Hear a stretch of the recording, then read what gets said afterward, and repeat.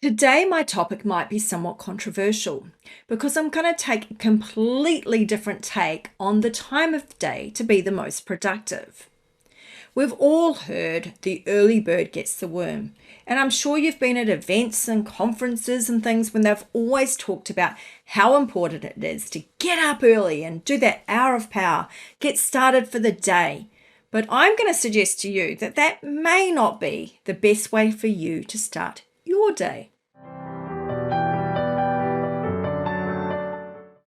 Welcome to the FAQ Business Podcast for business owners, covering 4 pillars: actionable education, inspiring leaders, businesses like you, and thought leadership, where we challenge your thinking. Hosted by myself, Jane Tweedy, I'm founder and lead trainer of FAQ Business Training, where we want to avoid you getting ripped off or ripping yourself off. We'll feature an amazing diversity of guests with lots to educate and inspire you. Let's jump into today's episode of the FAQ Business Podcast. Welcome to Season 2, Episode 9 of the FAQ Business Podcast. In today's episode, brought to you by myself, Jane Tweedy, founder and lead trainer at FAQ Business Training, and your host at the FAQ Business Podcast. Today, I'm going to challenge your thinking again. So another sort of episode on thought leadership. And today, my challenge is about your productivity during your day. I think there's a lot of well-meaning people out there that tell us we should be operating on that sort of early start to the day. And I'm here to say, you know what? No, you need to operate at the best time of day for you. So there's going to be times a day that you're more creative, times a day that you're better spent with others, times when you should spend with yourself. And that's what we're going to look at today, because I really want you to be the most productive you can be, not try to conform to someone else's acceptability and normality.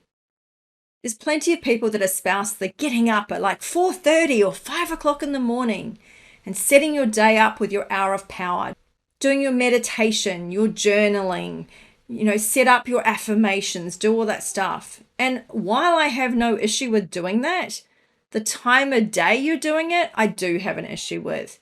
So for me, getting up at 4:30 or 5 o'clock is just hell. It really is something awful and dreadful, and I can't think of anything worse. In fact, at times, I go to bed at that time of the morning because I'm so sort of pumped and productive in what I'm doing during the night. Now, that is not good either. So I'm not saying that's a good thing to do, but I'm just saying, for me, it is really going against my natural instinct. And that is what I would ask you to do, is to look at your natural instinct. And instead of fighting it, what we want to do to be the most productive and to have our most productive day is to make sure we work with it and not against it. So today we're going to look at a couple of things. First of all, we're going to identify the time of day that we work best, or the time of night, it might be in your case, for different activities, okay? We're also going to look at the real difference between introversion and extroversion, and how that might play in the way that you design your day and your week to have the most productive day. And we're also going to look how we can combine the two together to come up with effectively our most productive day. Let's first of all work out, are you a day person or a night person? Are you that night owl, or are you that person that likes to get up with a crack of dawn? So the first obvious thing we can ask, do you need to be woken up by an alarm, or do you naturally wake up? So my partner, for instance, he naturally will wake up at 5:30 in the morning. I never hear his alarm go off. He automatically wakes up and gets up, okay? And if that's you, you're more likely to be a morning person, a person that will always be woken by what's going on around them. Maybe that's in part because he grew up on a farm or a little farmlet. So, maybe that's part of it. Maybe that was part of that upbringing. For me, no, I've never been a morning person.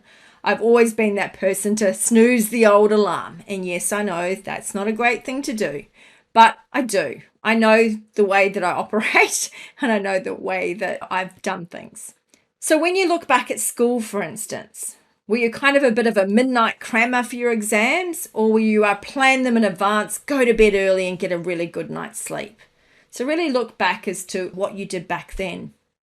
What about when you need to be creative? Do you have a particular time of day that you are the most creative? I know for me, I actually tell clients, never book me for a 9 a.m. meeting if you want me to do something creative like copywriting, because I absolutely will be struggling. I just don't have that creative spark firing at 9 a.m. 9 p.m., however, creative spark is firing. That doesn't necessarily work for clients, but I definitely say to them, hey, book a later meeting, book an afternoon meeting, and I'm much more likely to be on form and able to quickly come up with ideas than what I would be at 9 o'clock in the morning. So you've got to work out for you, what are these times a day that you work best? So for instance, for creative work, when is that best tackled? Before we look at admin work and things, I want to tackle the issue of introvert versus extrovert, because most of us have been confused or misunderstood what introversion and extroversion actually means. Introversion is about getting fuel from yourself. You create your own energy. Extroversion is when we actually generate our fuel from others.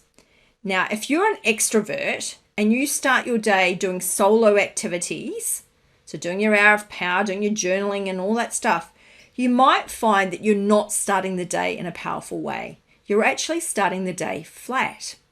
And the reason for that is because you actually need to get that energy from other people.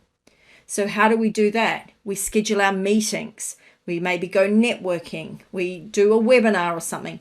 We do things with others at that time of the morning. So that is really, really important. It is not about being shy. It is not going, okay, you speak on stage, you're an extrovert. Absolutely not. I know some speakers that speak on stage, they're speakers, but they're absolutely introverts. As soon as they've finished their thing on stage, or as soon as they can in a conference, they dart back to their room. They lock themselves in their room and they have that quiet time. They can't people for all that time because it actually drains all their energy away from them. So this is something I want you to think about. Do you find when you're with a group of people, does it build you up? Do you find when you're by yourself that it kind of makes you flat? So for instance, for me, what I used to do was I used to schedule my admin time as a whole day. So I used to say, for instance, Thursdays is admin day. What I was finding is I was really, really struggling. As I said, I'm not creative as it is in the morning, but what I was also finding is even just doing the admin task in the morning, something that was just, bang it away, I couldn't do it because I just felt really flat and just really drained.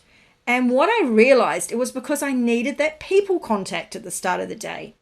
So what I do now is I schedule my mornings for meetings or a webinar or something that I have that interaction with others. And then in the afternoon, I schedule a block of time for admin. That works so much better for me because I've built my energy up from others. I'm on a high when I start that admin work, and sure, it will wane a bit. But if I start from a higher point and work down, it's much better than starting at a low point and going further, because it will end up on the point where I'm like lying on the couch or I get a headache or something like that. And it's purely because I'm tackling things at the wrong time of day. Even things like when I'm presenting on Zoom. So I have a number of organizations I do presentations for, including my own. But when I do stuff for Zoom for one of my clients, the way that it's set up is that I do not see people's faces. So there's no videos on. There's no talking or anything, and they can chat in the chat and that's it.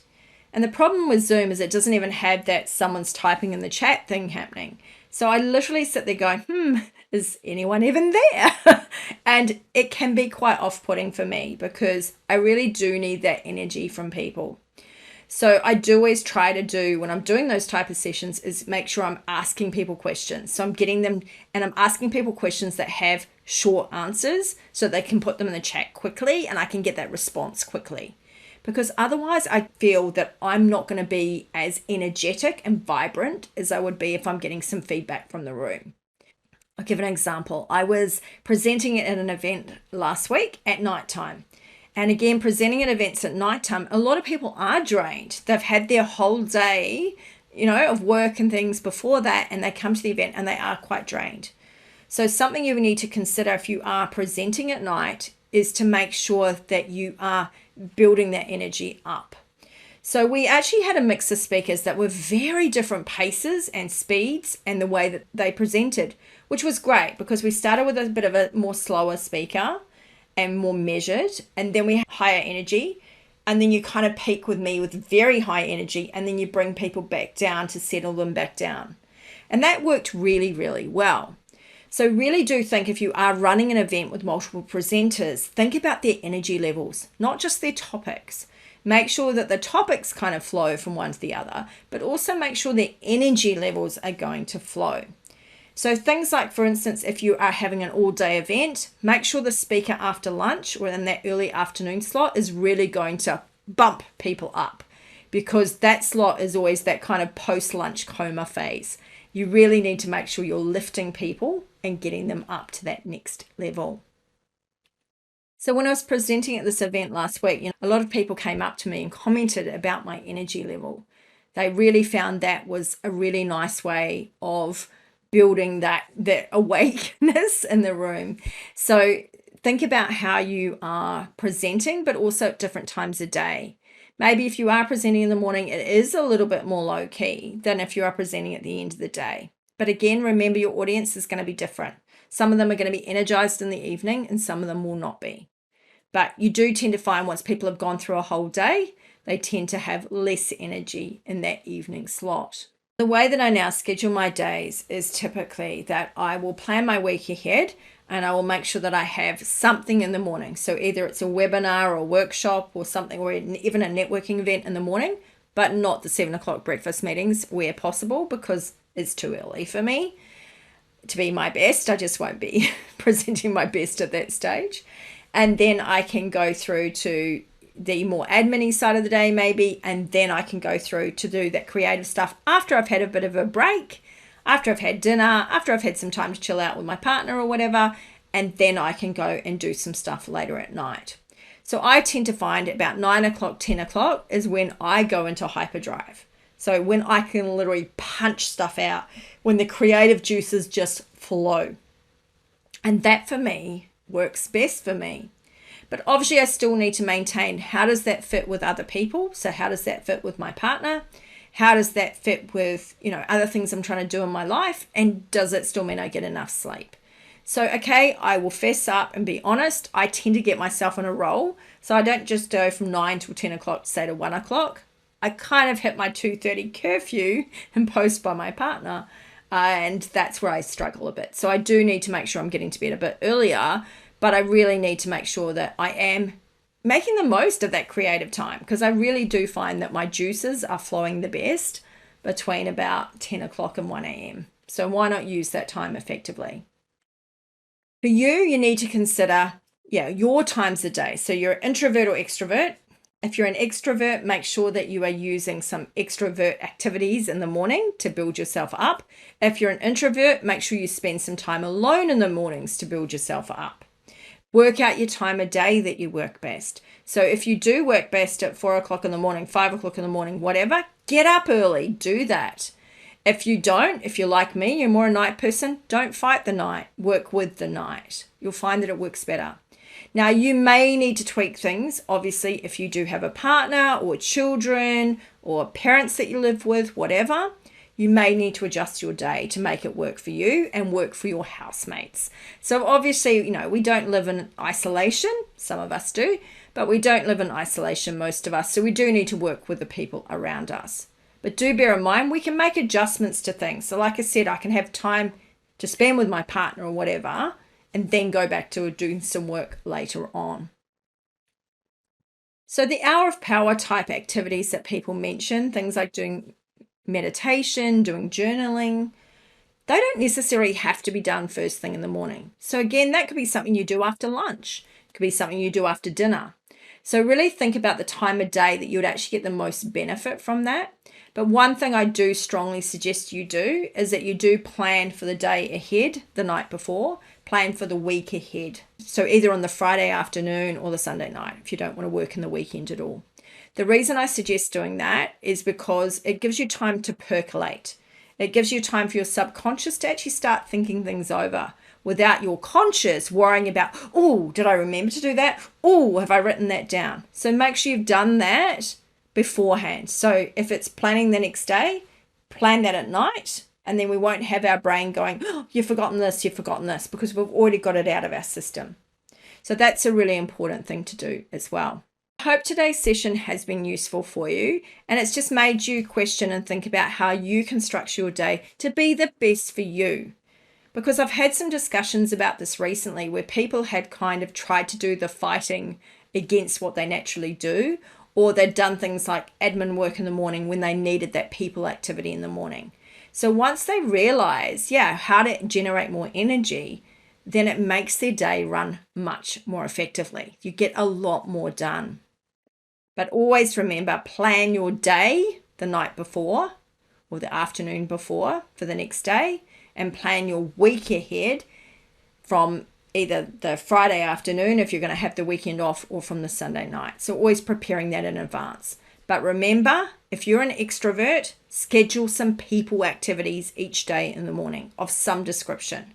Even if it's just that you have to make a phone call or something, but try and do some people activities in the morning.